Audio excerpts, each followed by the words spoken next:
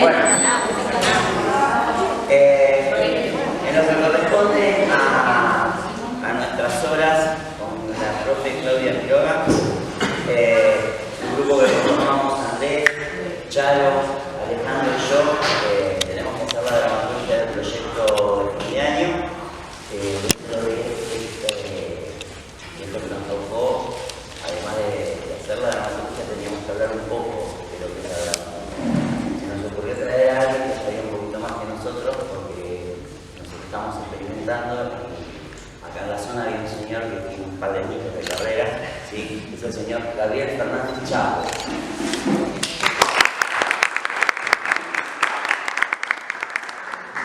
El currículum vitae de Gabriel es bastante extenso. Y voy a leer solamente un par de cosas, sí, que es dramaturgo, escritor, director teatral, investigador y docente universitario. No vamos a nombrar todas las obras que tiene puestas, porque son montones, ¿sí? Luego en la charla hablaremos de un par específicas, ¿sí? Y me interesa mucho, él está trabajando también en el, esperen que yo lo busco porque es muy largo, acá está, Artes Escénicas del Centro Público, estás en la cooperación también, Gabriel. Soy investigador de la cooperación, en el Instituto de Arte del Espectáculo, ¿sí? Y está actualmente en, recordadme cómo es lo de Quilmes, el repositorio latinoamericano de obra. No, el Corredor Latinoamericano de Teatro. Corredor Latinoamericano de Teatro, que se encarga de que las obras latinoamericanas giren, ¿sí? Por todo el continente. ¿Me equivoco? No. Muchas gracias. Así que bueno, puedo poner, sabe. Y nos va a decir si realmente es fácil escribir teatro, si es tan fácil o si hay alguna fórmula mágica. Gracias, David. No, fórmula no hay, por supuesto. Me pidan milagros.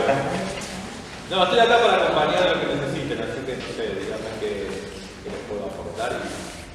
Y lo primero, ¿cuál es el proceso para la creación de una obra? O sea, vos te levantaste, sentaste y escribís una obra. Me parece que algo interesante que pasó en las últimas décadas es que la función del dramaturgo fue mutando, y a mí me gustaba usar ese término, función. En todo espectáculo existe la función dramatúrgica, lo que fue cambiando es quién la ejerce o cómo. Entonces, desde la tradicional figura del autor de escritorio, de gabinete, que escribía un texto y después se lo pasaba al director de la compañía, digamos, ahora tenemos tantas formas como procesos, con lo cual creo que al revés, se enriqueció porque se multiplicó, ¿no? De que las formas de generar procesos creativos fue mutando, fue cambiando, se fue multiplicando y hay tantos como procesos, ¿sí? Yo creo sí que uno puede generarse herramientas y ver qué herramientas son útiles para distintos procesos, ¿no? Pero son herramientas, fórmulas no hay, porque lo que te puede servir para una situación, para otra quizás no. ¿Sí? Un destornillador puede ser muy útil en una situación, pero tiene que martillar, quizás no. Y son válidos todos los procesos, y me pasa algo de lo rico del teatro, ¿no? Le declaro la muerte tantas veces al teatro y renace, y cambia, y muta, y creo que está más vivo que nunca, en sus múltiples formas. Y cada vez que lo queremos encapsular y encerrar, le pega un volantazo, y se transforma, y se sigue transformando, ¿no? Y puede coexistir un teatro más clásico con un teatro que pruebe otras formas, y con teatro que tome la calle, y con teatro que tome espacios no convencionales, con textos más prefijados, con una dramaturgia más escénica. Es decir, tenemos una multiplicidad, me parece que es sumamente rico. Creo que es un desafío para los dramaturgos también eso, ¿no? No sé, en mis procesos de escritura varían de todas las formas. Hay algunos que nacen de una idea mía o de una imagen, o de algo que me inspira, otras veces surge de algo que leí, algún texto literario que leí, un poema, y eso me generó una imagen disparadora, y otra vez se trajo por encargo y alguien viene con ¿sí? La historia de la abuela. Y otra vez tenés un grupo de actores que tienen ganas de hacer cosas, y tienen 2 o 3 escenas improvisadas, y a veces, no sé, hay tantos caminos. El otro día leíamos una entrevista a Cartoon y que cuenta ese pasaje del dramaturgo al dramaturgo director, en el que se fue convirtiendo en sus últimos años. Y la simpleza de su pasaje fue que le costaba mucho convencer a ciertos directores de trayectoria para que dirigieran sus obras. Entonces que en un momento dijo, yo tengo que empezar a dirigir mis obras. ¿Cómo fue? Vos también sos director, ¿cómo fue? ¿Un pasaje o fue una necesidad o desde siempre se dio esa dualidad? Yo creo que son funciones diferentes, la del dramaturgo y la del director, que a veces se vinculan y se superponen.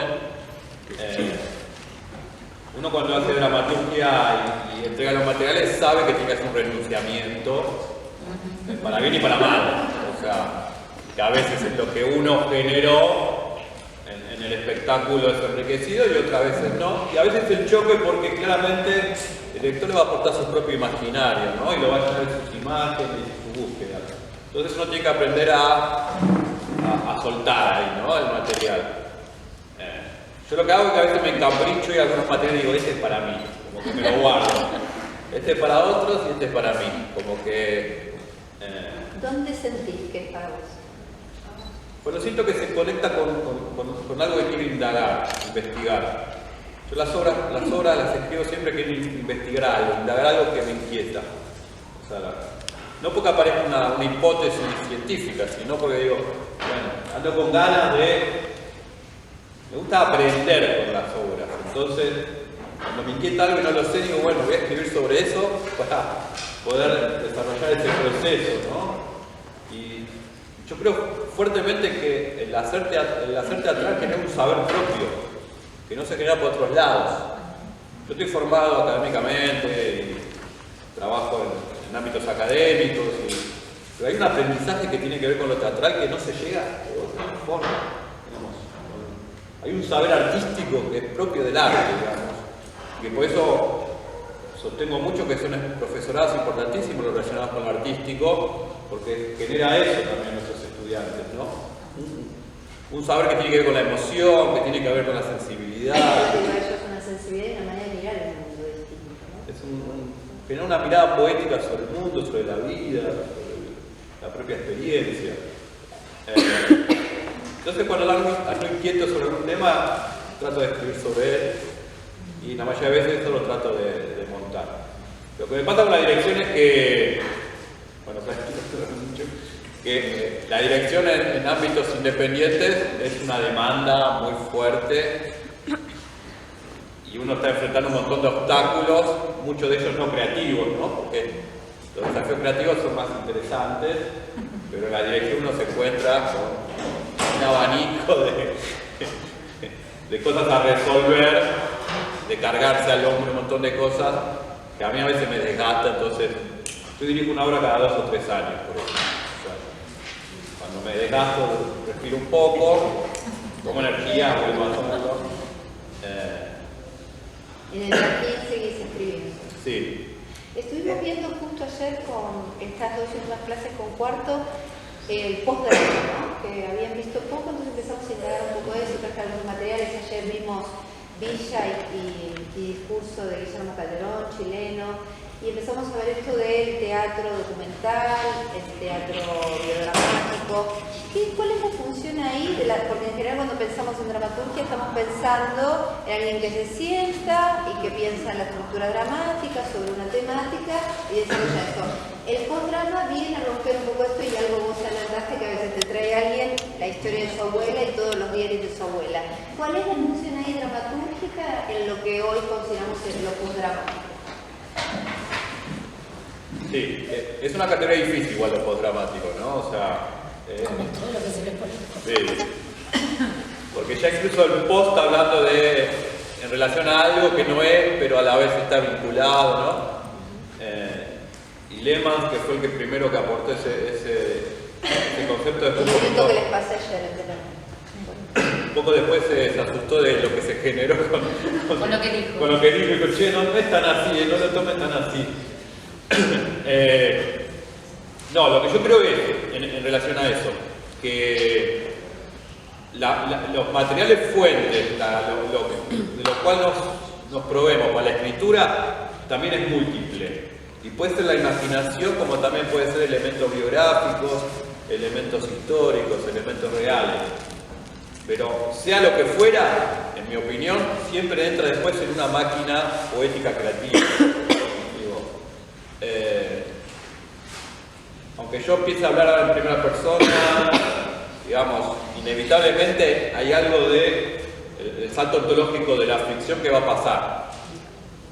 Yo no soy yo ahora hablando.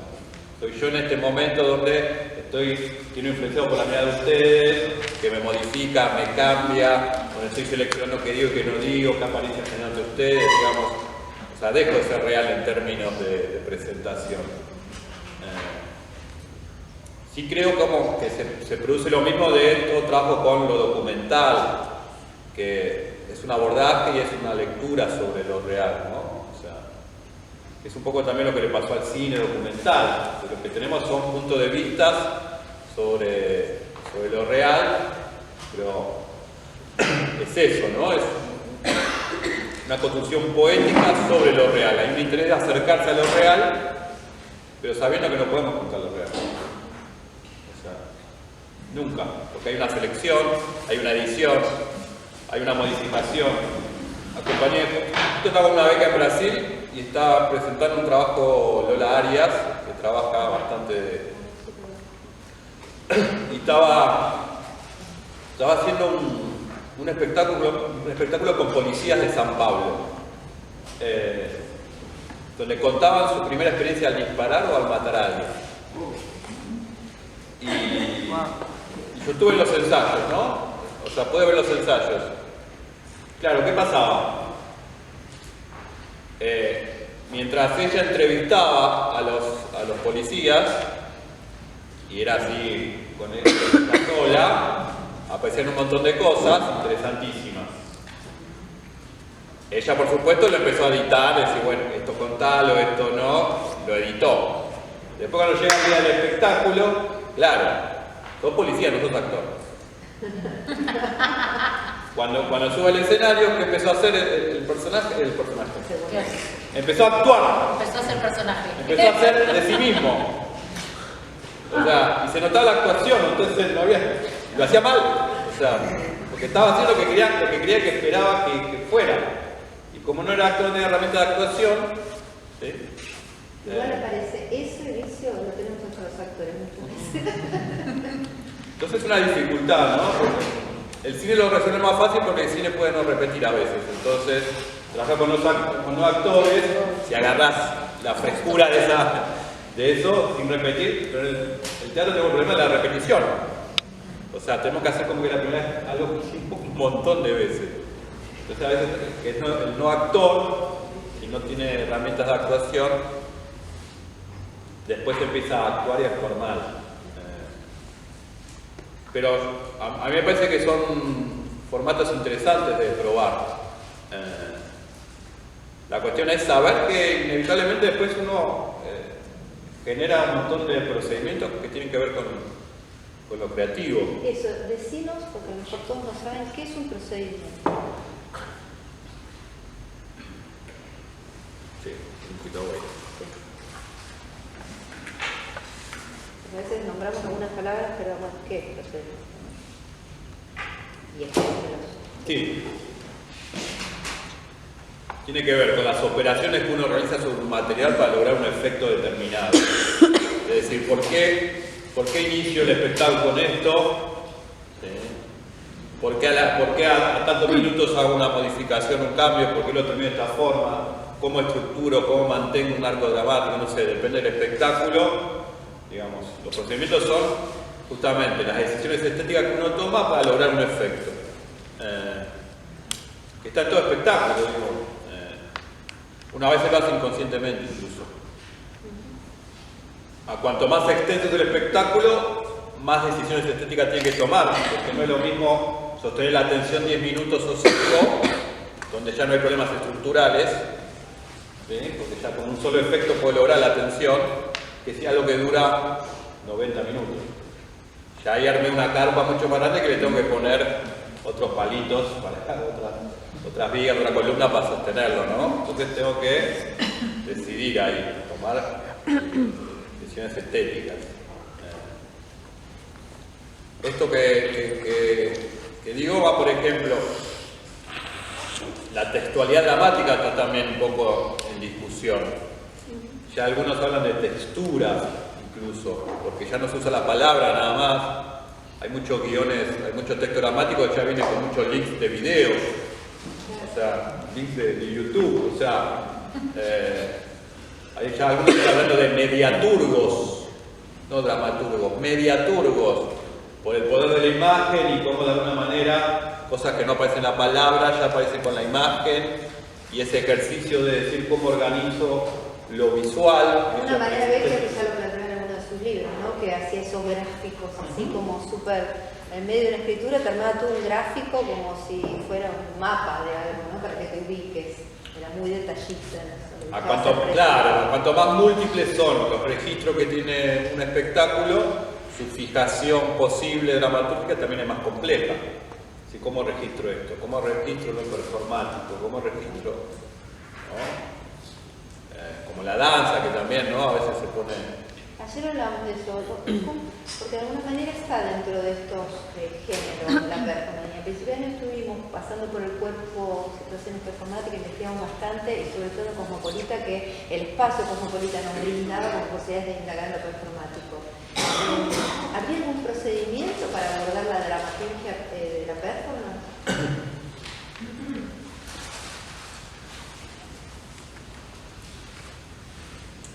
Yo creo que hay algo ahí, la performance, como el efecto primordial es el efecto de un presente muy fuerte, y ese carácter vivo del presente, ¿no? Efímero, ¿no? Sí.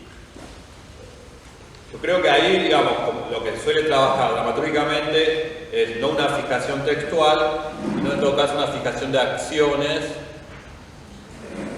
como decir, genero mojones o patrones de recorrido para lo performático. Es decir, bueno, creo que si este personaje se empieza a tirar barro líquido y empieza a correr, generando algo medio centrípedo corriendo y salpicando a todos los espectadores con el barro, digamos, son marcaciones más de acciones, habitualmente, dejando un espacio libre para que el intérprete o el performer logre estar atento a ese presente escénico, porque va a necesitar esa energía de lo presente para darle este carácter vivo, ¿no? Porque está muy permeable a ese aquí y ahora, ¿no? Más que otro tipo de espectáculo que quizás se pueden encerrar más en sí mismo. Por eso la performance cambia mucho de acuerdo a los espectadores, ¿no? A la recepción que tienen. Me acuerdo de los primeros espectáculos de la guarda, esos grupos que hacían teatro aéreo. Los primeros más provocadores, porque iba el público a ver teatro y de golpe se veía que no había escenario, que estabas parado, y decía, pagué una entrada y estoy parado, devolveme la plata. Y después, me tiraron agua, me manché, la puta que te mal. O sea, era provocador, tenía cosas medio punk. Y después ya había cambiado, después ya el público iba a eso. Entonces vení, mojame, o sea, iba vestido para hacer eso. La experiencia no era solamente de los performers, sino que también era del público. Que con, ¿cómo se llama el espectáculo también del grupo que está ahora? Fuerza Bruta también, ¿no? Que captó un público que es más un público performático. Sí, que quiere un rol activo, claro. Que quiere que lo agarren y lo levante, que lo mojen, que lo hagan correr, que lo desplace. Claro. La Furia del Bausch también, que fue la influencia de estos grupos. Perdón, hoy hablabas de que escribís cuando hay algo que intriga, que saber de algo. ¿Hay un proceso de investigación antes de escribir? Sí, pero no solamente investigación en términos de información, sino de lo sensorial. O sea, digo, toda escritura construye un verosímil, ¿no? Y ese verosímil va a ser fuerte y va a generar un vínculo con un otro cuando de alguna manera esté atravesado por lo sensorial. Entonces, creo más en esa indagación, digo. Si va uno a escribir sobre un mundo, no sé, el mundo de los boxeadores, y no tenés si no conoces la sensorialidad de lo que es el olor que hay en un gimnasio, de boxeo, la jerga, la textura, no sé. Si no tenés eso es difícil. O sea, me parece que eso es lo que termina completando porque uno logra a veces con poco decir mucho, ¿no? Y se agradece habitualmente en la teatralidad eso, ¿no? Como con pequeños signos sensoriales se instala el mundo que uno quiere contar. Entonces, investigo más sensorialmente. No necesariamente tengo que poner el cuerpo, ¿no? O sea, pero sí indagar desde ahí. Como visualmente, sensorialmente, con todos los sentidos, ¿no? Sí, eso, por ejemplo. Y otra cosa más. Cuando escribís, ¿pensás en el receptor? ¿O escribís y esperás que venga, ¿sí?, un espectador y sepa apreciar? Bueno, yo me peleo mucho con eso porque la mayoría dice no me importa el público, no me importa el otro, escribo para mí. Yo no. Yo creo que el teatro es una interlocución, digamos. Entonces, esa interlocución es un diálogo. Si yo no sé con quién estoy hablando, quizás porque soy profesor también y doy clases. Entonces, me trato como siempre de pensar cuál es el otro, ¿no? Y creo que también, si uno entiende quién es el otro, también puede tomar mejores decisiones sobre el material en pos de con quién está hablando, ¿no? Eso no quiere decir que uno tenga que... No tiene que ver con... Ese otro puede ser uno mismo, incluso. Decir, bueno, hago espectáculo para que le guste a gente como soy yo, ¿verdad? ¿Sí? Puede ser, ¿no? Digo... pero piénsenlo, por ejemplo, los directores de cine. Uno tiene claro a quién le está hablando esos directores. A quién le habla Woody Allen, a quién le habla Campanella, a quién... Como recién hablábamos de microteatro, ¿no? Del formato de microteatro. ¿Cuál es el público del microteatro? Vos alguien que se va a tomar una cervecita, que no quiere pensar demasiado. Igual con una propuesta borgiana, microteatro, me parece que la interlocución no va a estar muy bien ahí, ¿no? No creo en estrategias de marketing o de nicho, eso no. Lo que sí digo es... bueno, Humberto Eco habla del lector ideal o modelo, ¿no? Yo creo algo también como el espectador modelo, como que necesito tener esa imagen para tomar decisiones sobre el material. Y yo creo que ahí también se juega un concepto de teatro. Inevitablemente uno al hacer teatro está asumiendo un concepto de teatro. Hay una ideología sobre por qué hace teatro y para qué. Entonces, de acuerdo a quién le está hablando, con quién quiere una interlocución, está poniendo en juego también eso, ¿no? Sea cual fuera, ¿no? Son varias todas, pero...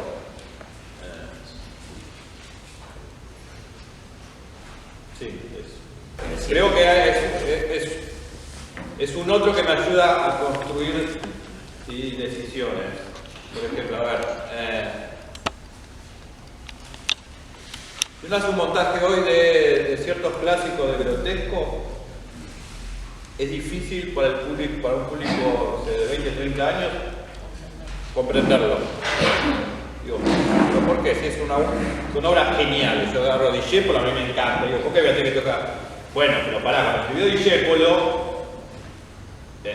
había una cultura de la inmigración de italianos, españoles, ¿no? Entonces, que un personaje hable con términos italianos, el Cocoliche era mucho más asimilable. Hoy en día... Tienes además al senegalés, al chino del mercado. Cambió. Entonces, al cambiar ese otro, ¿no? Para mí modifica, tendríamos que retocarlo un poco, si no, dejamos al otro afuera. Sí, trabajo con inmigrantes. Hiciste un trabajo con inmigrantes. Sí. Una obra se llama realidad yo le puse sudacas y le pusieron después el título del espectáculo que se llama Migrante. Fue un poquito menos dramático que lo que fue una beca de Ibresena para ir a escribir a España, entrevistar a 50 inmigrantes latinoamericanos que estuvieran viviendo en Europa para ver cómo era su vida. Fue bastante particular porque llegué y estuve preso. Sudaca total. Sudaca, ahí sale. Sudaca.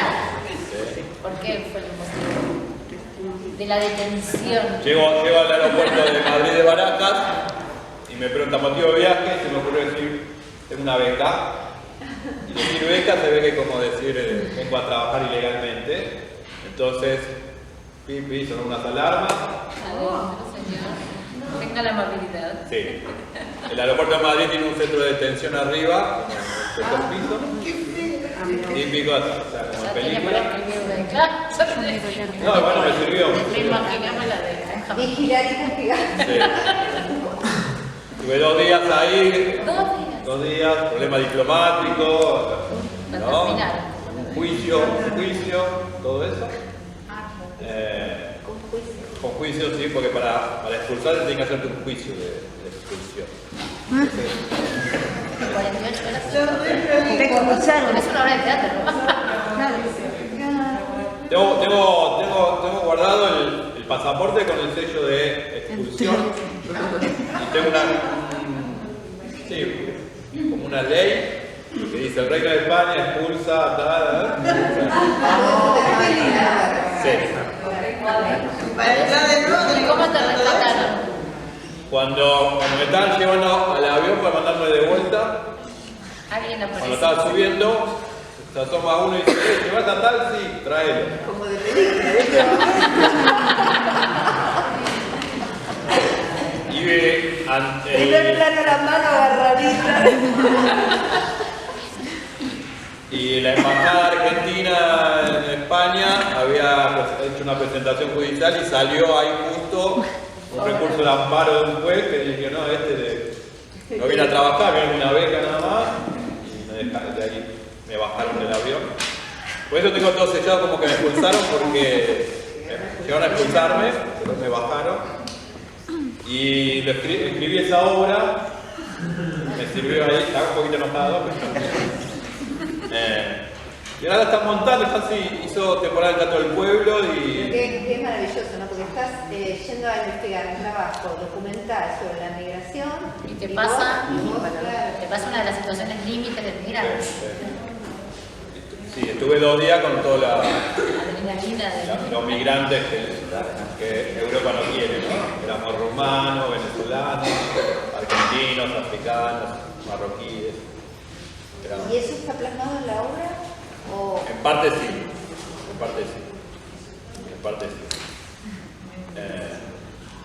Después el espectáculo no tomó solamente lo que fuera lo latinoamericano en Europa, sino un poco hablar más de lo que implica la migración, el dejar un país para irse a otro, reconstruirse, rehacerse. Y lo están haciendo con el sexo. Yo quería eso, ellos lo hicieron, yo no logré hacerlo, que cada actor fuera de una nacionalidad diferente. El espectáculo lo están haciendo con un chileno, un mexicano, una boliviana, una argentina, un colombiano, me falta uno, son 6. No sabe la nacionalidad. Yo llegué a hacer una versión muy chiquitita en una casa tomada en Barcelona, que era estas escenas, claro, ya quería todo yo, ¿no?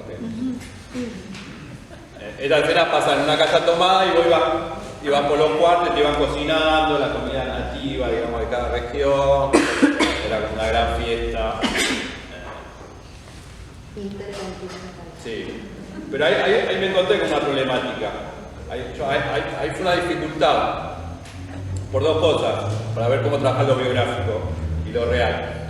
Yo me fui de acá y empecé a preguntar, me pasan datos de personas que estén en España o en Europa, y junté 50 datos, digamos, contactos. Después cuando lo empecé a hacer me di cuenta que todos respondían como a un mismo tipo, que era, digamos, el universo de los cercanos a mí, no llegaba a otros núcleos. Entonces tuve que... Ahí se te agotaba el material. Claro, o sea, me daba cuenta que los 50 en realidad eran 2 o 3 muy parecidos que se repetían. Que tenía que ver con mis núcleos sociales y la gente cercana a ellos, que podían tener sus amigos que viajaban o migraron. Y después lo otro que me pasaba era, en cuanto ponía el grabadorcito, ¡pac!, el otro cambiaba. Empecé a hacer entrevistas sin decir que eran entrevistas. Entonces me iba, por ejemplo, al horario que sabía que la gente de la cocina, que la mayoría es inmigrante en España, salía a fumar, entonces me ponía en el pasillo y iba a fumar con ellos, ¿dónde sos? Y hacía entrevistas, pero sin decirlo, me acordaba y lo anotaba. O sea, tuve que modificar cuál fue mi metodología. Conocía gente en la calle, no sé, hacía cosas para ampliar el universo. ¿Qué tiempo te llevó esa investigación? Tuve 3 meses haciendo entrevistas y después como 6 meses para escribirla. Igual fue difícil y fue bravo también para mí porque, o sea, uno también se llena un montón de historias reales, fuertes y... Más lo que te había pasado. Sí, que también pasé con un poco de culpa, porque fue de los 20 que estábamos detenidos, fui el único que entró. Y yo entré para escribir, los demás eran que le quedó el hijo ahí, no lo dejaban entrar, el otro que, o sea, todas las historias eran terribles, y la mía que era la más artística, digamos, era la que pasó y los otros no. Entonces, bueno, un poquito de culpa burguesa. Así que ese fue un método para llegar a una obra. Sí. Lo que yo entiendo que suele ser fructífero cuando uno trabaja sobre un tema es no ir con preconceptos y prejuicios al tema. O sea, porque una vez ya tiene la obra escrita y lo que quiere es confirmarla, ¿no? O sea, y ahí uno pierde porque está forzando a que todo sea lo que uno quiere que sea y lo que uno quiere que sea desde la razón. Y creo que atenta a lo racional contra el proceso creativo. O sea, me parece que es mejor dejarse llevar intuitivamente y ver cómo la materia te sorprende. Entonces, ahí tenía 50 entrevistas después y empecé ahí a ver qué me proponía esos materiales y encontrar puntos en común, lazos, y empezar a encontrar una excusa narrativa para empezar a ligar esos 50 entrevistas, ¿no? Y empecé, no sé, dije, bueno, quizás me conviene dividir por nacionalidad porque encontraba que era muy diferente por nacionalidad lo que pasaba. El argentino en Argentina, en España, no se contacta con otros inmigrantes, o sea, solo con españoles. No quiero parecer claro. Por ejemplo, ¿no? Y estar atento a eso, no sé. Me encontraba con gente que tenía la hora de América, hace años que estaba en Europa y tenía que hacer la sumatoria para hacer la hora. Y lo primero que hacía era poner el nombre de la página del diario de su país. Entonces, sí. Morriñas digitales. Es como tratar de estar atento y oír lo que el material propone también y ahí empezar a encontrar, ¿sí?, cuáles son los lazos que te permiten empezar a construir algo. Y cuando se trabajan así materiales más fragmentados, yo digo siempre como de sopesar.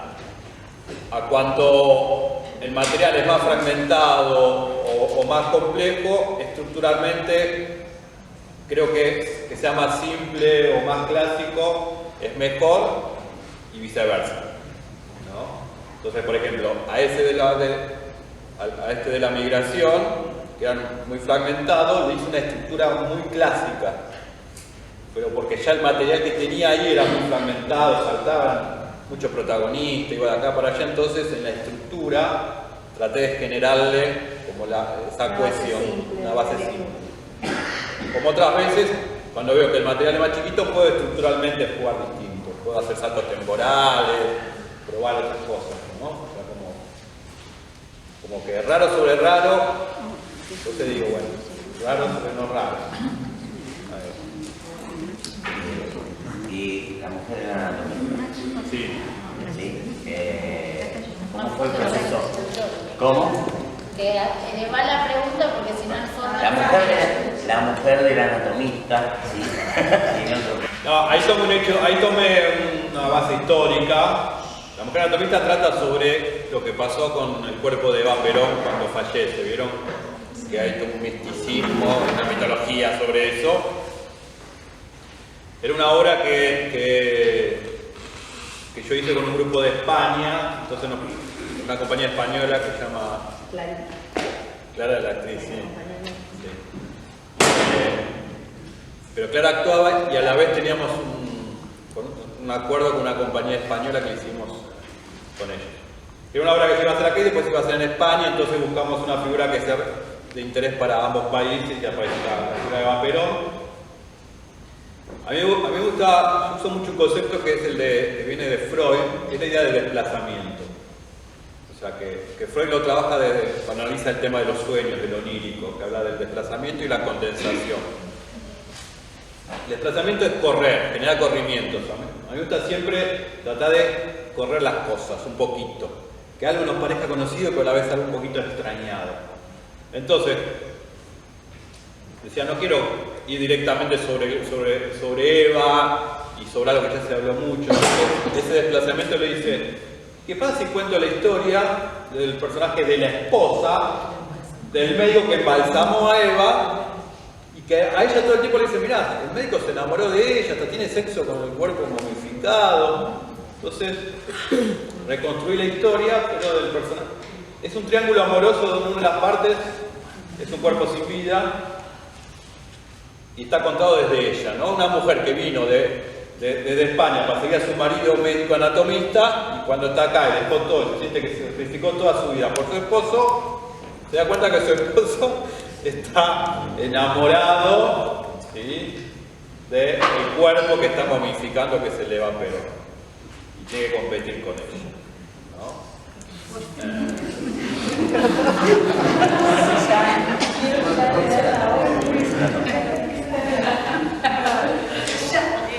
Bueno, ahí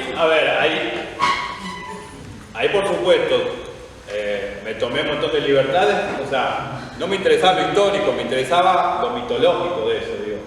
Ya la representación que eso implica, digamos, creo que en Argentina la ficción es compleja porque la realidad muchas veces nos supera, ¿no?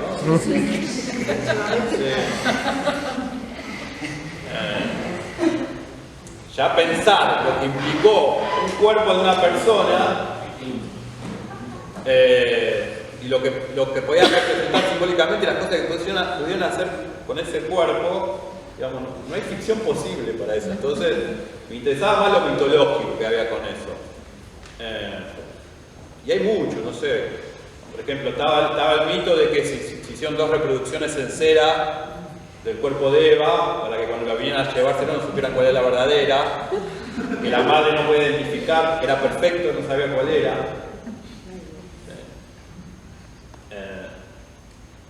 O sea que me interesaba como la ficción explorar lo que la historia no cuenta, ¿no? Con libertad, no sé. No sé, le puse después, ¿no? Esto es pura ficción, para que no me agarre la piña a nadie, pero... Igual me acuerdo una vez, no sabía yo, nos contrataban para un festival, había 500 personas, después me di cuenta que era un festival peronista.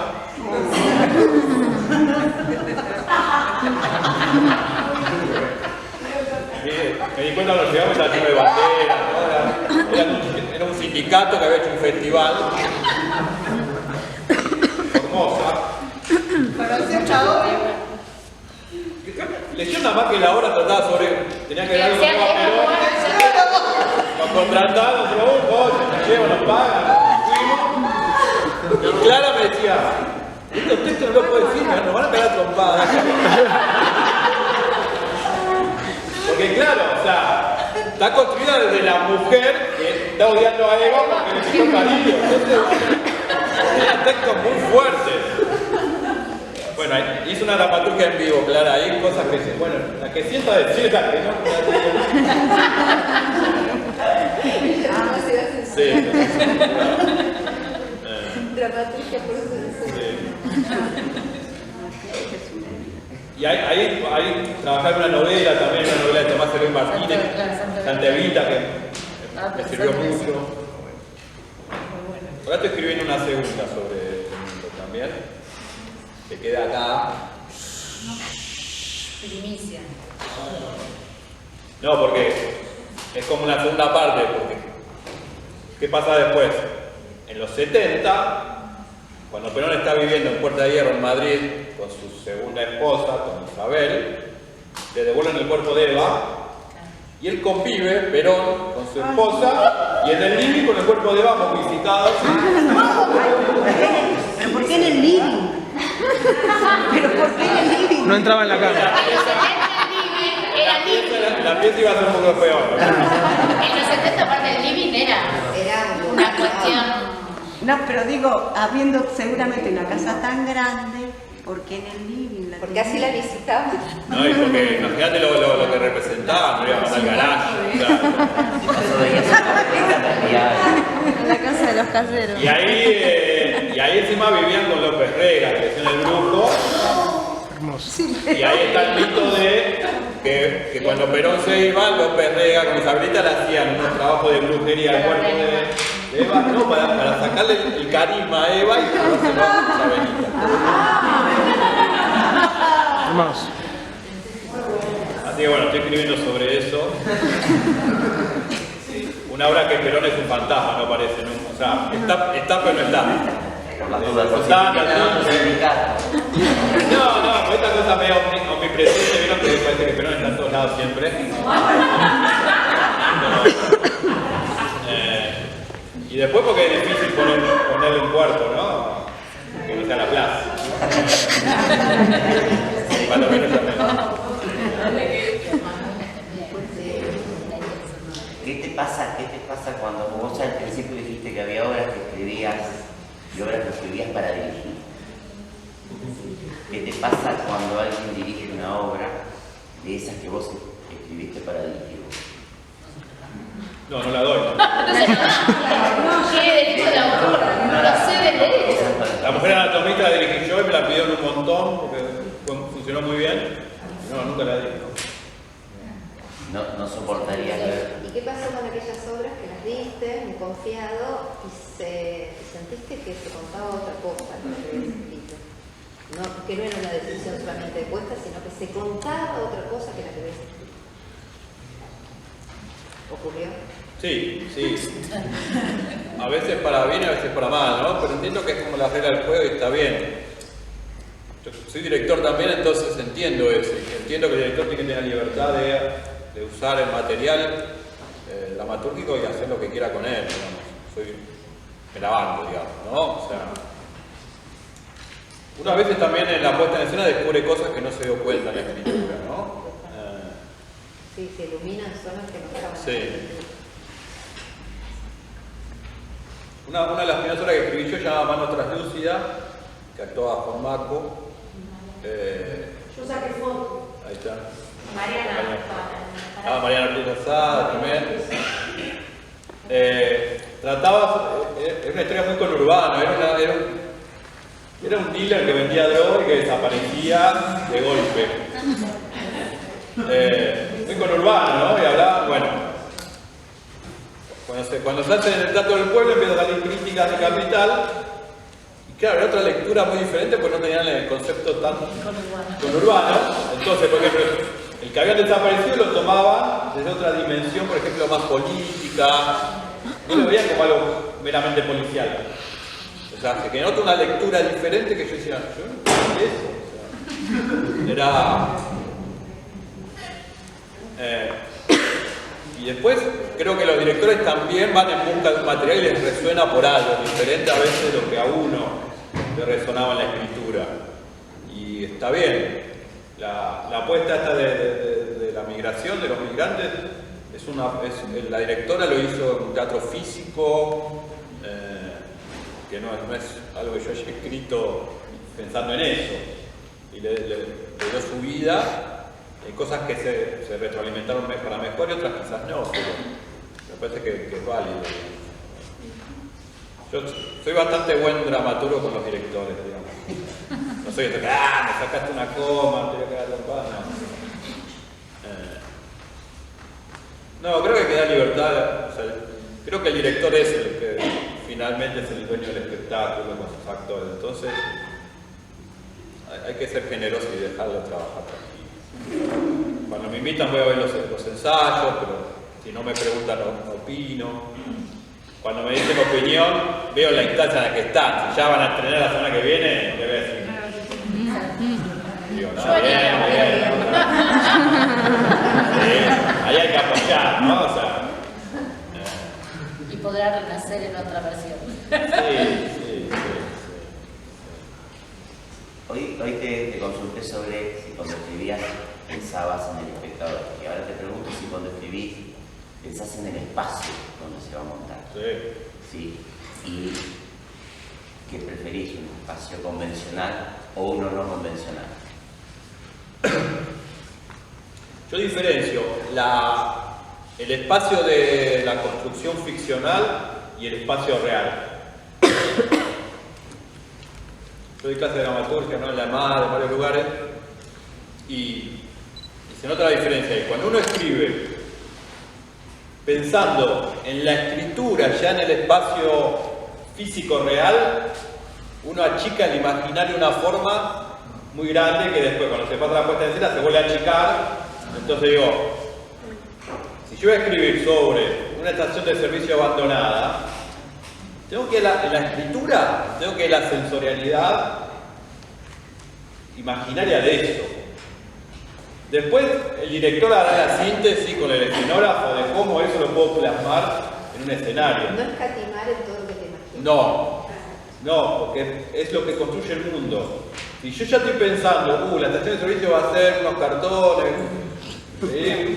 Si ya estoy escribiendo pensando en eso, estoy como asesinando el verosímil, esa intuición de decir, bueno, o sea, escénicamente hay cosas que resuelven más, menos, que traen, sí. Yo doy clase también en la Universidad del Cine, por ejemplo, que doy guión ahí, y siempre le digo, lluvia, no. Lluvia, no. Lluvia, policía. No, porque, o sea, es algo lindo en forma, o sea, uno empieza a hablar, a entender los lenguajes que su materialización es diferente. A ver, en la imaginación todo es válido. Cuando uno escribe una novela está genial porque no tiene costo de producción, ¿no? La imaginación es libre. Pero vos escribiste lluvia, ¿sí? En un guión, y ya sabes, bueno, ¿qué consigo? Una dotación de bombero, una manguerita, se nota que se moja acá y todo el resto está seco. O sea. Pero de lo sonoro se puede crear. En teatro. En teatro. En teatro. Ahí dije sí, en teatro. Está hablando de cine. Sí. No, en teatro tenemos algo fuerte e interesantísimo. En teatro tenemos algo fuerte e interesantísimo que es el carácter evocativo del teatro, ¿no? Es un pacto de ficción diferente y eso es algo que podemos aprovechar. Que es útil entender eso, ¿no? No, yo creo que, a ver, creo que uno tiene que dejar esa intuición sobre lo espacial como en un segundo plano, pero igual prestar la atención. Por más que después haya muchas formas de resolverlo, pero en la escritura sí hay que ir a la sensorialidad total, me parece, del mundo.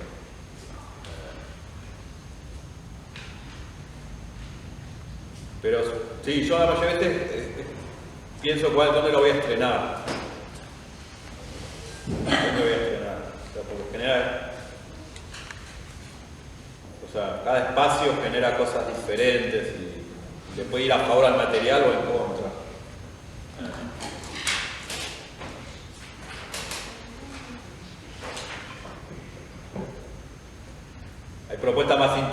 piezas, que yo digo, bueno, este es un espacio más chiquito, ¿no?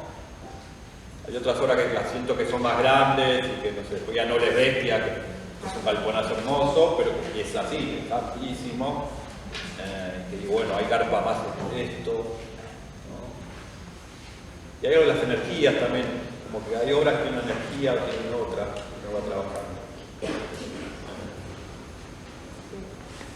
Yo trato de minimizar los riesgos, entonces, como que digo, sé que me voy a equivocar un montón de cosas, pero algunas trato de ya evitarlas de antemano. Entonces, como digo, bueno, esto ya sé que no, esto ya sé que sí, como tratar de reducir el riesgo.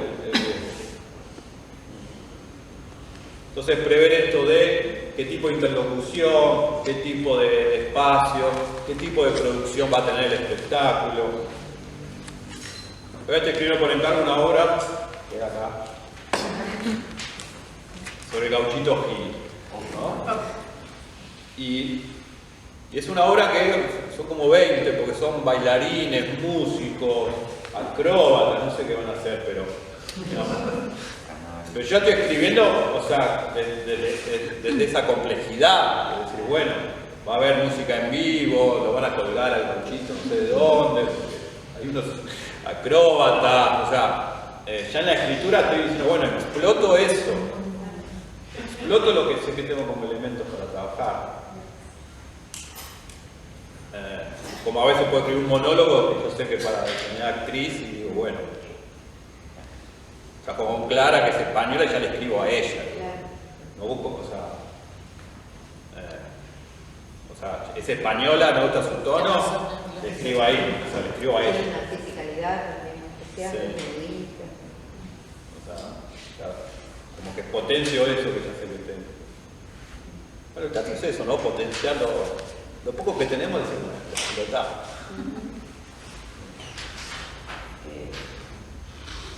La última, porque te voy a pedir una hora, estamos pasaditos y quiero cumplir. Tengo una pregunta y abrimos un debate. ¿Sí? ¿Qué obra de las que no escribiste te hubiese gustado escribir? Aún, mira, Quiero creativo. una. ¿Qué? Bueno, no. Perdón, le pregunté qué obra de las que no escribió le hubiese gustado escribir. No sé, voy a decir algunas obras que me fueron significativas cuando empecé a descubrir el teatro en la lectura, ¿no? El Oso de Cristal, me acuerdo que me generó mucho impacto. Algunas de Arístides Vargas también me fueron como muy impactantes. Algunas de Gambaro, digamos. Bueno, de Dijépolo, Estefano, todo esto me encantan, o sea, sufro. Son maravillosos. Me quedaré con Estefano, quizá pues me conecto también mucho con el personaje, ¿no? El protagonista, el artista y sus sueños. Si la cabra, empecé a decir eso. Sí. Tengo un ensayo sobre eso ahí, por terminar también. Por esa obra. Sí, esa, te diría esa. Sí, gracias. Perdón, algo último. Me parece que Dijépolo es quizás el que más condensa mucho de nuestra identidad cultural, ¿no? O sea, hay algo ahí del cruce. De ese momento, de la migración y de esa patria que se está forzando. Sí, y de eso del ejercicio de lo dramático, pero también con tintes pseudocómicos que tiene nuestra realidad, ¿no? O sea, digo, hay cosas dramáticas y a la vez tiene algo risueño. Ese género grotesco. Sí. Por sí mismo tiene un nombre propio. La realidad argentina es grotesca, ¿no? O sea, la otra vez veía eso, la lucha entre gauchos y veganos en la rural. Hay más que atrás. O sea, En el siglo XXI. claro, hoy, ahora, los gauchos, vestidos de gauchos, saliendo a rebencazo a unos veganos que están haciendo una manifestación, comiéndose, digamos, eso es lo grotesco, la tristeza y a la vez un poco me río de lo grotesco. Sí, y a lo mejor lo planteas teatralmente. No, y si fue así, no. Es un videojuego, hay que hacer videojuegos. Y este no, un videojuego estaría buenísimo. Bueno, si alguien quiere hacerle una consulta a Gabriel, un ratito más. ¿Alguno trajo alguna pregunta? Yo sé si tenía alguna duda respecto de la dramaturgia. ¿Están trabajando dramaturgia? ¿Están escribiendo algo? Hemos trabajado con la señora Claudia. Nosotros ahora con Tercera pensamos un modo que se llama cuerpo poético. Justamente es algo pasar por procedimientos muy sencillos para que empiecen como a soltar la mano. Y lo que hacemos es después microescenas que montamos como en una secuencia de microescenas y utilizamos este espacio, en el caso con Puerto lo hicimos, esta escuela que no tenemos un escenario, entonces montamos en distintos rincones de esta escuela. Entonces podemos conservar esa micropoética que se generó, pero a partir de procedimientos y desde lo corporal. Yo me especializo como en escritura a partir de la experiencia corporal, así que esa es nuestra experiencia. Porque después tienen la dramaturgia con Alfredo, pero trabajan más en el análisis textual. Sí. En lo que tiene con la escritura, quizás lo más complejo es ese momento iniciático de la página en blanco. O sea, como que la fobia es esa. Y ahora. ¿No? Puede ser interesante siempre buscar un estímulo para empezar que nos haga sortear esa angustia de la página en blanco. Que puede ser un estímulo corporal, puede ser un estímulo musical, puede ser una imagen, digamos. Sí, o una dificultad. Por ejemplo, yo otra vez una dificultad estaba haciendo vino Sol, Rodríguez Suárez, yo tenía de profesora, y nos trajo un papelito y a cada uno nos sacó el papelito. A mí me tocó, solamente podía escribir mi texto, yo daba 20 minutos, y a los 20 minutos soltaba. Después al otro día lo podía seguir, pero a cada uno nos tocó una consigna distinta. A mí me tocó, solamente podía utilizar palabras de una sílaba, 2 sílabas, 3 sílabas. Entonces se generaba un tipo de diálogo en la escritura que era muy veloz, a otros solo palabras femeninas. Y que después lo seguimos trabajando. Es precioso lo que se queda. A partir de una dificultad al escribir. Y la consigna de Sol era empezar a escribir y no pares esos 20 minutos. Que también es un libro de ficción. Esos procedimientos a partir de una dificultad no lo podemos poner. Digo, miren el diario y van a encontrar dificultades todos los días y se ponen solo escribir por malas noticias. O sea, el procedimiento no lo podemos generar. A ver, que tiene que ver con lo creativo. La lucha de lo creativo siempre con el sentido común y la red conceptual que nos atrapa. O sea, lo creativo es la posibilidad de escapar a eso. Entonces, ponerse obstrucciones es una forma de correrse de ese camino ya un poco surcado de la red conceptual, del sentido común, de lo trillado, de lo trillado. Entonces, es una operación muy creativa eso de ponerse obstrucciones, ¿no? De decir, bueno, me pongo este límite, eso me obliga a tener que correrme. Y nunca perder el carácter lúdico, porque hay algo que nos pasa frecuentemente que para improvisar, para poner el cuerpo, tenemos más facilidad para el lúdico. Cuando nos sentamos y agarramos para escribir, es como que nos agarra el solemne, ¿no? Sí, ahí está la palabra, solemne. Ponemos solemne, tenemos que decir cosas importantes, serias. Somos muy críticos, es el otro que atenta contra la creatividad, el juicio crítico. O sea, como que escribo 2 palabras, no, esto no va. ¿No? Hay que soltar, digamos, como uno improvisa con el cuerpo, con la palabra también, con la escritura también se pone a improvisar. Que sobre por todos lados todo, y uno capaz encuentra un fragmentito que es interesante. Y ahora pregunta, y una vez que uno suelta toda esa creatividad, ¿lo volvés a releer y lo limpiás? Claro, sí. Lo que digo es... Lo que dijo recién, a lo mejor te queda un pedacito interesante para seguir. O sea, que en el proceso uno tiene que estar liberado, cuanto más descerebrado esté, porque ahí es donde nos metieron toda la...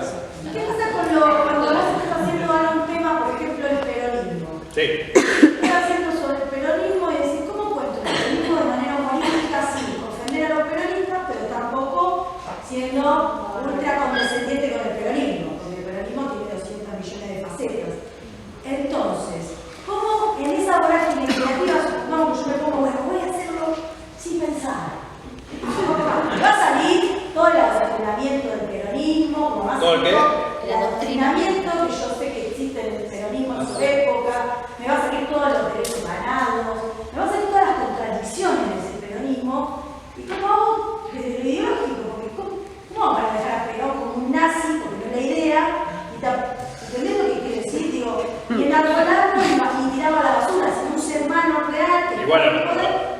lo tenés que humanizar, ¿no? O sea, tenés que encontrar, claro, tenés que encontrar cómo, en realidad. Cepillaba los dientes. Sí, mucho de eso. A ver, a veces hay que vaciarse para encontrarse, ¿no? Digamos. Bueno, Gambaro dice que cuando escribe algo, las primeras 6 cosas las tira, las deja. Como diciendo, ahí es donde está lo más consciente, donde está más lo... Que abandonando todo eso empieza a encontrar algo más genuino, como vaciarse para... ¿no? Y quizás, si vos vas a escribir el peronismo, tenés que vaciarte también. Entonces capaz de que sacate todo lo que es más de acá. Sí, todo lo que va. Y quizás en esa búsqueda te aparece una perlita. Decís, bueno, a ver, Perón con su peluquero. Eso pensaba. ¿Qué pasa si un peronista ve que lo miran a todos de un lado del otro? La derecha, la izquierda, la derecha y le saca la mano. Sí. Y se queda con la mano de ¿es muy ofensivo? No. Un peronista le cae bien. Es que eso ha pasado. ¿Qué pasó? De hecho se la llevaron. Las están buscando, darías una respuesta. Claro. Darías una Fue respuesta. literal que se la llevaron. No se puede ser tibia y estar bien con todo el mundo. No tengo que ser tibia. Yo digo que soy peronista y no tengo ningún problema, vos sos de izquierda y yo vamos a estar. Yo no soy de izquierda. Bueno, no te quiero que seas peronista. No te digo, yo te asumo, sí, que me cabe el kirchnerismo. Digo, pero digo, yo quiero ofender, o sea, si vamos a hacer un espectáculo sobre eso, no quiero tampoco ofender a ese peronismo.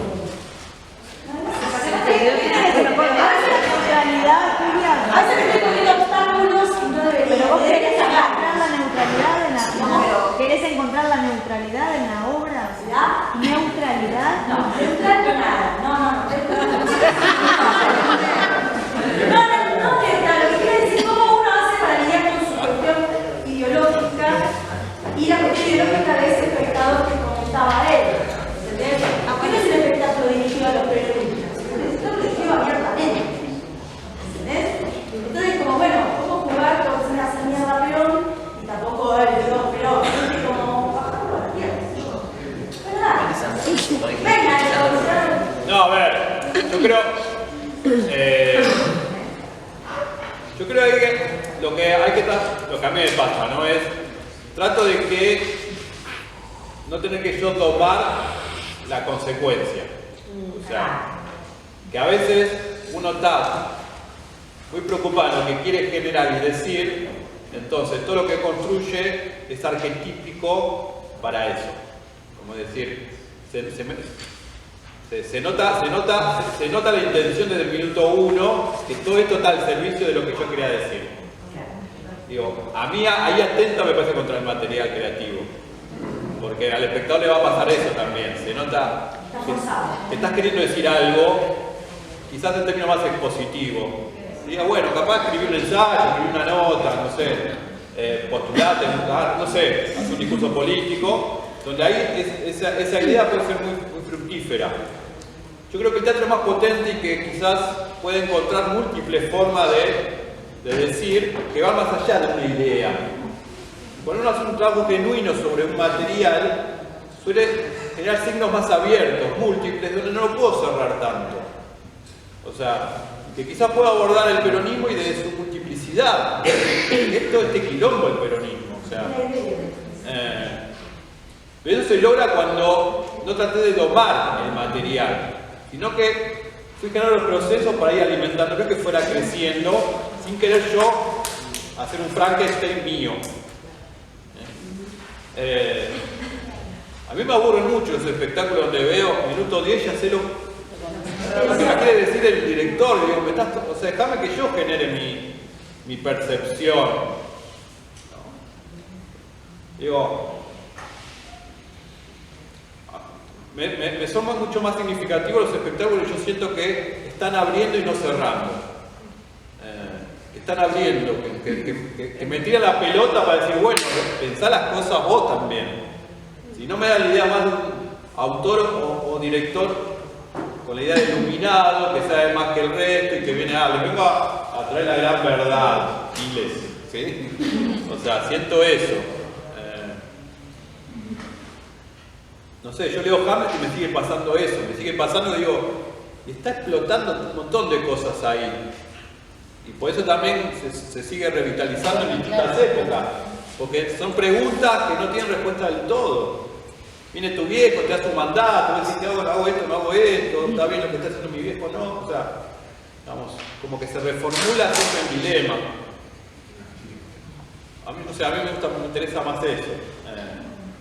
Y el humor, bueno, está en revisión muchas cuestiones del humor hoy, en todo, ¿no? Con cuestiones de género también.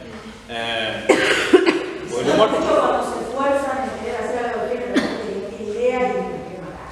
Contradictorios, sobre todo. Yo lo que vengo viendo es eso, que está tan en el afán de hablar que sigo machacando sobre lo que, digamos, estoy denunciando.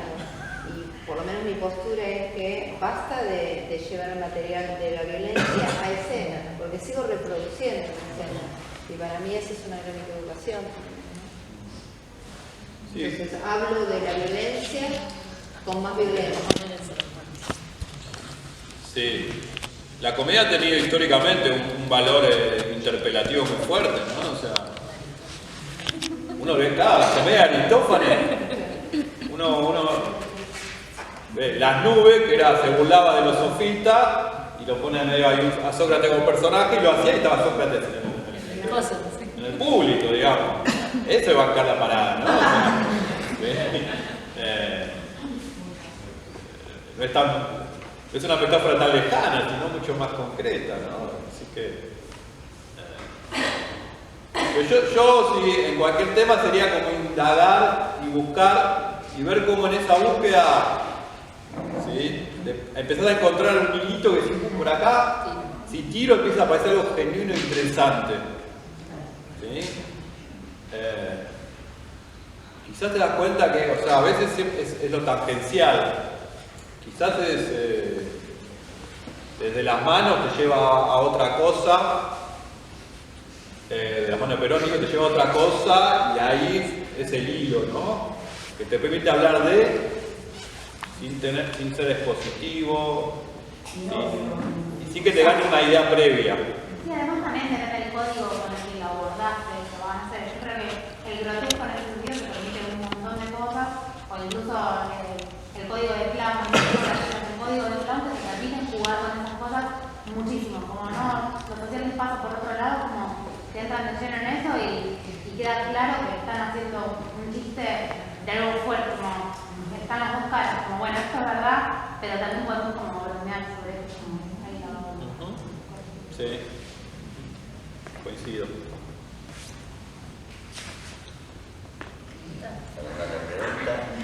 ¿Alguien más? ¿Se vive de la dramaturgia Yo económicamente? te voy a decir, ¿cuál es la rutina de trabajo de un dramaturgo? Por lo mismo.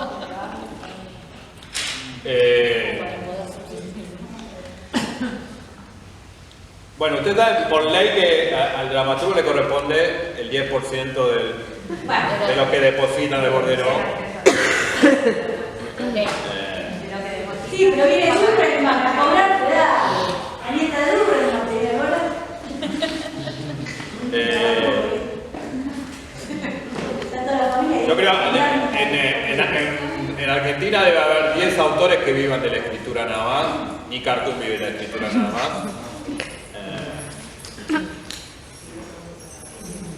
Sobre todo la gente de televisión, porque la televisión sí vive más. El guionista máximo, ¿no? O sea, yo soy... ¿Cuál? Sí. El que se queda. El que se queda con la Es muy complejo, porque hay un productor que se pone como guionista a cabeza y después hay un montón. de gente escribiendo. Yo soy dialoguista de televisión y no se explotan mal, digamos. No, a ver, cosa que sí creo, o sea, creo que no, de la dramaturgia solo es difícil vivir, salvo que uno haga como Patricia Suárez, que escribe, no sé, 20 horas por mes, da los derechos a todo el mundo, se hace un trabajo de difusión de sus obras y las trata de compartir. Sí, así mismo escribió para un montón de revistas. Claro. Pero pese a eso sí creo que uno lo puede generarse es como un ejercicio de de ponerse tiempos fijos y que eso enriquece mucho la práctica. Digamos, hay algo de la memoria corporal que si uno supongamos se pone, me digo, bueno, todos los lunes y los viernes de la mañana me pongo a escribir, que el cuerpo lo sabe y como que se predispone energéticamente a eso y facilita. Yo uso otro sistema que es, me despierto 2 horas antes de la hora que me tenga que despertar para escribir y todos los días escribo 2 horas. A veces me siento y no sale nada y a veces escribo las 2 horas. Trato de lograrlo la mayor cantidad de días posible. A veces estoy fusilado y me levanto y me vuelvo a dormir. Pero, trato de eso. Y algo de esa constancia como de entrenamiento es útil. Y generarse, yo me genero pequeños rituales que me sirven, el café, la pipa, todas esas pelotudeces que me estimulan. Que transportan. Sí, es una pipa así, ni la fumo casi, pero, o sea, El aroma. sí, hay algo ahí que me entro en estado.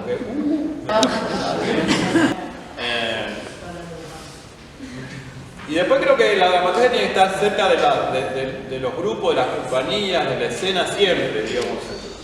Si no conoces, no tenés el olfato de lo escénico, te perdés mucho de la riqueza. Entonces hay que estar dando vueltas, y hay que ver ensayos.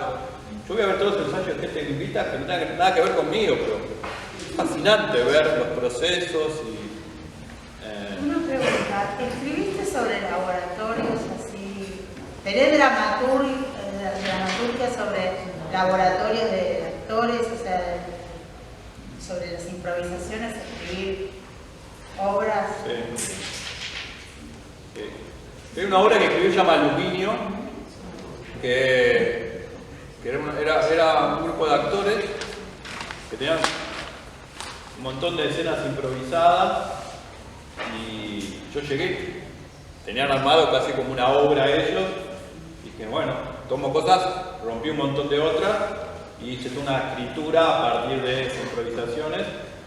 Y otro proceso que yo tenía un 20% de la obra y después fui llevando a actores y iba y volvía. O sea, llevaba material, veía que funcionaba, que no funcionaba, volvía, reescribía. O sea, hay procesos interesantes en todo eso. Es útil a veces grabar los ensayos. Es útil a veces que los actores hagan su propia escritura. Sí, sobre todo, a mí me pasa eso que es importante cuando trabajamos en otros lugares que no son nuestras zonas, para ver la locación del lugar, porque se habla. Yo, por ejemplo, ahora estoy haciendo un laburo de investigación en Pergamino, y no hablan igual que nosotros en el conurbano. Hay unos modismos, hay una cantidad de cosas que son más lugareñas, ¿no? O por ejemplo allá, todo el mundo escucha la radio. En cada casa que vas, escucha la radio prendida, que es la radio allá, la radio Mono. Y ya para mí es inevitable que yo ya escriba con Radio Mono que esté sonando atrás, porque todo el mundo y el dicho es, la tía o mi mamá es como Radio Mono, habla todo el día, a veces la escuchás y a veces no la escuchás, ¿no? Porque en todas las casas está Radio Mono puesta, pero es el ruido de fondo, pero además es la manera en que la gente se entera de lo que pasa localmente. ¿Quién va a Buenos Aires este fin de semana con un auto? ¿Cuándo se recolectan los residuos voluminosos? Mucha cosa local que nosotros no tenemos acá. Entonces ahí a mí me sirve mucho ver cómo escriben ellos. Sí. Porque sacás maneras de hablar. Y después yo creo que cada uno de nosotros tiene una voz propia también que se construye. Entonces, digo, yo no puedo escribir como ninguno de ustedes, porque quisiera. Porque hay una historicidad que tiene que ver con sus propias vidas, sus propios gustos, sus propios recorridos, que vamos a escribir sobre el mismo tema y va a ser muy diferente. Entonces, digo, es interesante como encontrar siempre cuál es la voz propia, ya sea que uno la exprese en escritura o la exprese con el cuerpo o de la forma que quiera, ¿no? Cuando se dedica al objetivo. Y después como profesor de teatro es lo que van a egresar, ¿no? O sea, también un desafío muy lindo porque es estimular a otros a una práctica cultural que no es tan frecuente, digamos. Algo que no hemos hablado mucho acá es que nosotros vamos a ir a una escuela, a un taller que ya es obligatorio en la escuela.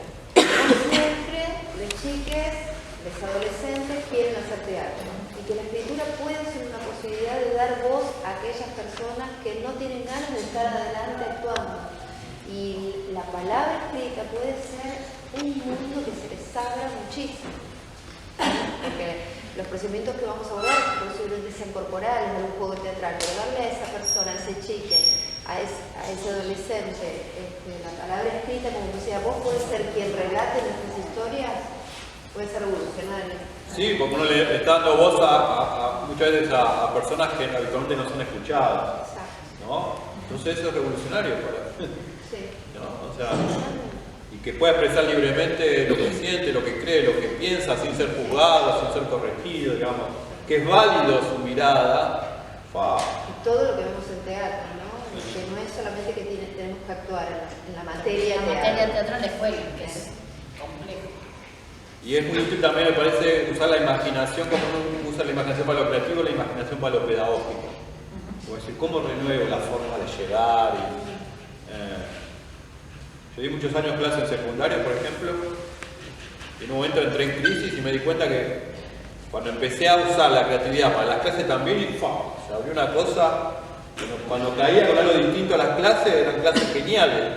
Cuando iba con siempre lo mismo, era un aburrimiento todos y empezaron los Claro. Entonces, digamos, aprovechar, ya que los profesores de teatro tienen también esa capacidad creativa, usarlo para lo pedagógico también es sumamente útil. Y como no es un consumo cultural frecuente muchas veces en los estudiantes, es fundamental acercárselo y contagiárselo. En los estudiantes, en las familias y en otros colegios. Sí, porque no le va a llegar por la familia seguramente. Entonces... Hay en este momento como mucha, no es habitual, no es un uso, más allá de lo económico, no es un uso habitual el ir al teatro, y muchas veces es solo la escuela la mediadora de fui alguna vez y no me acuerdo, y quizás nosotros estamos en un territorio en particular que a lo que se genera en el Teatro Maipú y el Teatro Municipal, el distrito de Lomas de Zamora hay unida al teatro de muchas escuelas que no se dan en todos lados. Y hay un ejercicio de muchos docentes de aceptar y participar de llevar a los chicos, pero habitualmente no está. Hay muchos colegas que desconocen, que me dicen, ¿y en teatro qué? Mucho, todo, y con vos también, porque uno puede sumar a un montón de escenarios posibles desde otras áreas, ¿no? Hace unos años, duró como 4 o 5 años, un programa que los teatreros acá hacíamos que se llamaba Formación de Espectadores, que era... Sí, Mundos Imposibles, está en todo el conurbano. Era que, o sea, llega, o sea, a los profesorados, como si hoy vinieran acá, ¿no? A hacer teatro. Julia habrá estado alguno que, o sea, por ejemplo, el chico del secundario nunca había ido al teatro. O sea, la encuesta que nos faltaba era 80% no había ido nunca al teatro. Chico de 17, 18 años llevaban una obra de teatro independiente a un teatro independiente. Digamos, la Noleveche, el ensamble, la memoria, no sé. Obras algunas difíciles, los pibes los somos así, la liga. No había un quilombo, nada. O sea, los impactaba. Claro, muchas veces uno está acostumbrado a ver los teatros esos grandes donde se vuelve anónimo. En un teatro independiente, una obra, ¿sí? Que lo interpela, dice, ah, esto existía. Era genial eso, lástima no. Sí. Pero bueno, ahora viene la red. Ahora volvemos. Yo terminé fusilado igual con esa experiencia, pero porque era coordinar 2 o 3 docentes, 90 pibes, un grupo, un teatro. Siempre pasa algo. ¿Esa estaba Patri Marcela también y Teresa o no? No, Patri Sí estaba. Patri Brusca. Sí. No, 50 funciones se llevan a hacer por el lugar. Sí. Zona oeste, zona sur, yo las hacía en el oeste. Sí. Y lo que nos pasaba, yo trabajé mucho, no con escuelas, mi espectáculo era más que nada últimos años secundario y profesorados. Y venían de los profesorados de formación para maestras, maestras jardineras, profesores de otras materias, y eran